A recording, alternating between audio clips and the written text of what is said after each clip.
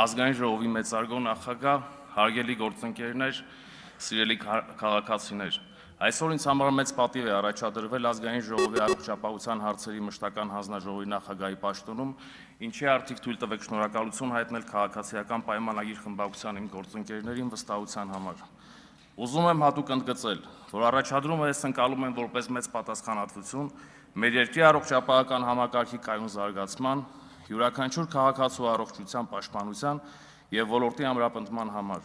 Այսօր ուզում եմ խոսել ոչ թե թվերի եւ վիճակագրությունների մասին, որովհետեւ ընտրվելու դեպքում դրանց անդրադառնալու հնարավորություններ վստահաբար կլինեն։ Այսօր ուզում եմ խոսել առողջապահական համակարգի եւ քաղաքացու մասին։ Չի կարելի խոսել առողջապահության ապագայի մասին չարձանագրելով այսօրվա խնդիրները, իսկ անելիքները պետք է անկեղծ լինենք շատ են, եւ բնականաբար դրանք չեն կուտակվել 1 կամ 2 տարում, անգամ 10 տարում, դրանք կուտակվել են տասնամյակների ընթացքում։ Տարիներ շարունակ մեր առողջապահական համակարգը զարգացել է անհավասար, հաճախ առանց բավարար ներդրումների եւ ռազմավարական հետեւողականության։ Արդյունքում մենք ժառանգել ենք ենթակառուցվածքներ, որոնք շատ դեպքերում չեն համապատասխանել ժամանակակից նորմերի եւ բժշկության չափանիշներին, ուշհաստատություններ, որոնք ունեցել են վերազինման լուրջ կարիք եւ կառավարման մոտեցումներ, որոնք միշտ չէ որ եղել են արդյունավետ։ Պետք է նաեւ խոստովանել, որ երկար տարիներ առողջապահության ոլորտը երբեմն դիտարկվել է ոչ այնքան որպես հանրային ծառայության համակարգ, որքան որպես վարչական կառավարման ոլորտ։ Եվ այս մոտեցումը բնականաբար չէր կարող ապահովել այն որակը, որ քաղաքացիներն արդարացիորեն ակնկալում էին։ Ես սա ես ասում եմ ամենայն հարգանքով այն տարիներին եւ հիմա էլ աշխատող արարող բոլոր բժիշկների ու բուժաշխատողների նկատմամբ։ Խոսքս այդ ժամանակահատվածում առողջապահության համակարգի նկատմամբ պետության հոգացության եւ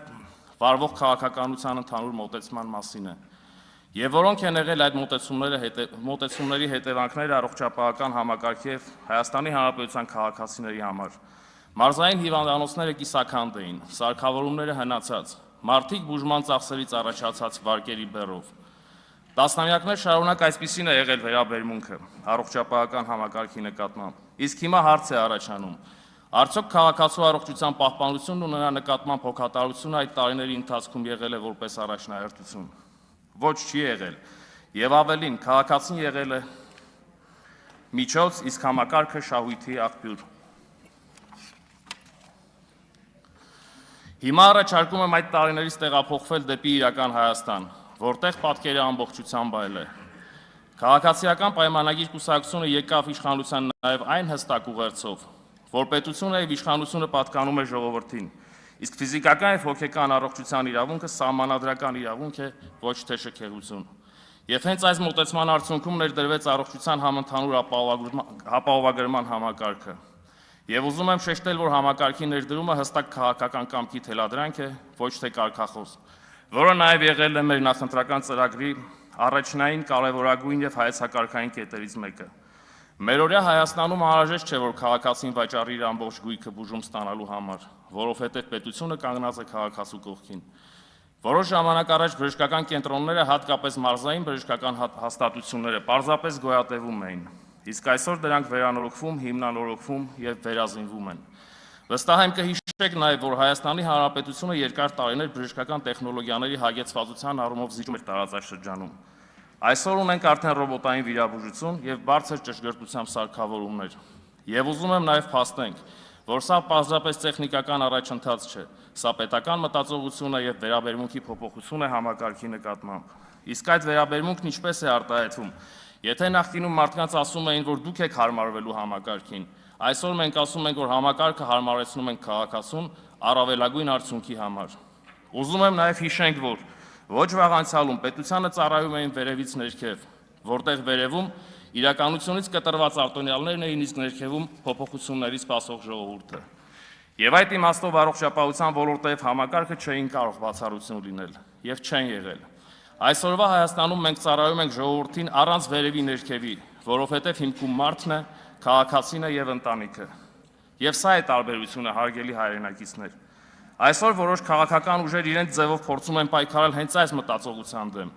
Եվ մեր համար մեկ խնդիրն է թույլ չտալ, որ Հայաստանի Հանրապետության քաղաքացիներին օգտագործեն որպես ռեսուրս, պայքարելու հենց այն գաղափարախոսությունների եւ հայեցակարգերի դեմ, որը ծառայում է մեր պետության եւ քաղաքացիների շահերին։ Անդրադառնալով համընդհանուր ապահովագրության ներդրմանը պետք է փաստենք նաև, որ օրենքի հիմնական նպատակն է ապահովել մարդու առողջության պահպանման սահմանադրական իրավունքի իրացումը, այսինքն ապահովել Հայաստանի Հանրապետության առողջապահության համակարգի կայունությունը, բարելավել բնակչության առողջության և դրա հետ կապված այլ ցուցանիշներ, ինչպես նաև նվազեցնել հիվանդացության մահացության ցուցանիշները, աջակցել Հայաստանի Հանրապետությունում սոցիալական համերաշխության միջավայրի ձևավորմանը, նպաստել բնակչության առողջապահական կարիքների բավարարմանը, բարձրացնել բժշկական օգնության և ծառայությունների սպասարկման որակը, այդ թվում ֆինանսական հասանելիության աստիճանը։ Ինչպես ցանկացած մեծ փոփոխության դեպքում, այս դեպքում ևս չենք կարող խուսափել օրենքի ընդունման արդյունքում առաջացած խնդիրներից, եւ կարծում եմ, որ սա շատ բնական երևույթ է,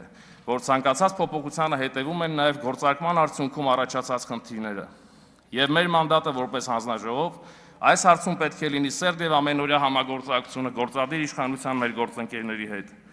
առարկայական եւ հետեւողականորեն արձագանքելով առաջացած խնդիրներին, բացահայտելու եւ հասցեագրելու դրանք եւ փորձել գտնել լուծման հնարավոր տարբերակներ, իհարկե չմոռանալով մեր առաջնային մանդատի խորհրդարանական վերահսկողության մասին։ Չնայած օրենքի ընդունումից անցել է կարճ ժամանակ եւ հերթական գումարման ավարտին մնացել են հաշված նիստեր, այնուամենայնիվ համընդհանուր ապահովագրության խնդիրների բացահայտումն ու դրանց կարգավորումը առաջնային փուլում գտնում եմ խիստ կարևոր։ Եվ սա կապահովի անհատական եւ արժանապատիվ մոտեցում մարդակենտրոն առողջապահության ամբողջական եւ անընդհատ զարգացող ներդրման գաղափարներով։ Այսօր առողջապահության պետական ֆինանսավորումը տարեց տարի աճում է, անվճար, եւ որոշ դեպքերում համավճարով բուժօգնություն ստացող քաղաքացիների շրջանակը էականորեն ընդլայնվել է։ Եվ ընդլայնվել են նաև առաջարկվող ծառայությունների տեսակներն ու ծավալները։ Էապես փոխվել է նաև առաջարկվող ծառայությունների մատուցման որակը։ Իսկ սոցիալական խոցելի խմբերի բժշկական ծառայություններ ստանալն այլևս ողորմություն չէ, այլ օրենքով ամրագրված իրավունք, եւ սա քաղաքացիների ընտրության արդյունքում է։ Եվ որքան էլ որոշ քաղաքական խմբեր կամ նրանց ածանցյալներ փորձեն նսեմացնել մեծ եւ փոքր ռեֆորմները եւ որակեն դրանք որպես ձախողում, վստահ եմ, որ քաղաքացիները հստակ տեսնում են այն բոլոր տարբերություններն ու բարեփոխումները, որոնք նախորդ տարիների ընթացքում հնարավոր չի եղել տեսնել, որովհետև չեն էլ եղել։ Հարգելի գործընկերներ եւ սիրելի քաղաքացիներ, քանի որ այսօր առաջադրվել եմ առողջապահության մշտական հանձնաժողովի նախագահի պաշտոնում, ուզում եմ նաեւ շատ կարճ ներկայացնել իմ պատկերացմամբ հայեցակարգային այն կարևոր կետերը, որոնք իմ ընկալմամբ առաջնային են առողջապահության համակարգում։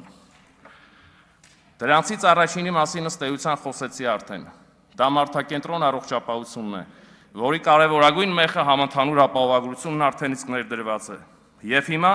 հետևողականորեն որպես հանձնաժողով պետք է աշխատենք այս համատեքստում խնդիրների արագ արձագանքմանը։ Երկրորդ կարևոր կետը, ինչի շուրջ ցանկանում եմ խոսել, դա մասնակցային կառավարմանն է վերաբերվում։ Որոշումների որակը եւ լեգիտիմությունը բարձրացնելու համար ըստ իս կարևոր է շահագրգիռ կողմերի ներգրավվածությունը։ Առողջապահական քաղաքականության մշակման որոշումների կայացման գործընթացում գտնում եմ, որ պետք է ներգրավված լինեն ոչ միայն պետական մարմինները, այլև տարբեր համայնքային մասնագետներ, հատկապես բուժաշխատողներ, ինչպես նաև քաղաքացիական հասարակությունը։ Մասնակցային կառավարումը առողջապահության ոլորտում դիտարկվում է որպես արդյունավետ կառավարման գործիք, ոչ թե որպես ձևական պահանջ։ Միաժամանակ այս համատեքստում կարևոր է ապահովել կայուն երկխոսության հարթակներ, հանրային լսումների, փորձագիտական քննարկումների եւ հետադարձ կապի մեխանիզմների միջոցով, որպեսզի քաղաքական որոշումները ձևավորվեն իրական կարիքների եւ տվյալների հիման վրա։ Գործընթացների թափանցիկությունը եւ հստակ հաշվետվությունները նպաստում են հանրային վստահության ամրապնդմանը եւ ձևավորում են համատեղ պատասխանատվություն առողջապահական բարեփոխումների եւ դրանց արդյունքների համար։ Այս տրամաբանությամբ կառուցված մասնակցային կառավարումը կարող է էապես բարձրացնել ինչպես որոշումների որակը, այնպես էլ գործնական կիրառությունն ու արդյունավետությունը։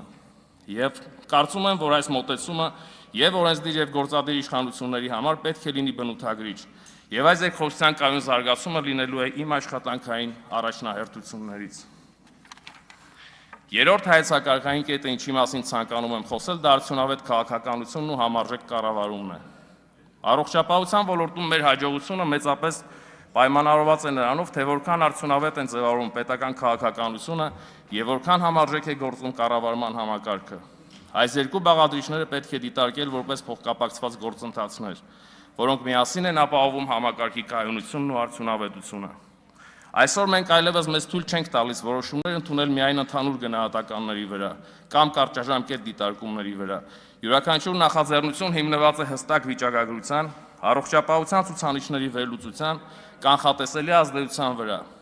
Եվ սա թույլ է տալիս պետական տարեցտարի ավելացվող ռեսուրսներն ուղղել այնտեղ, որտեղ դրանք առավել հանրային մեծարդյունք են ապահովելու։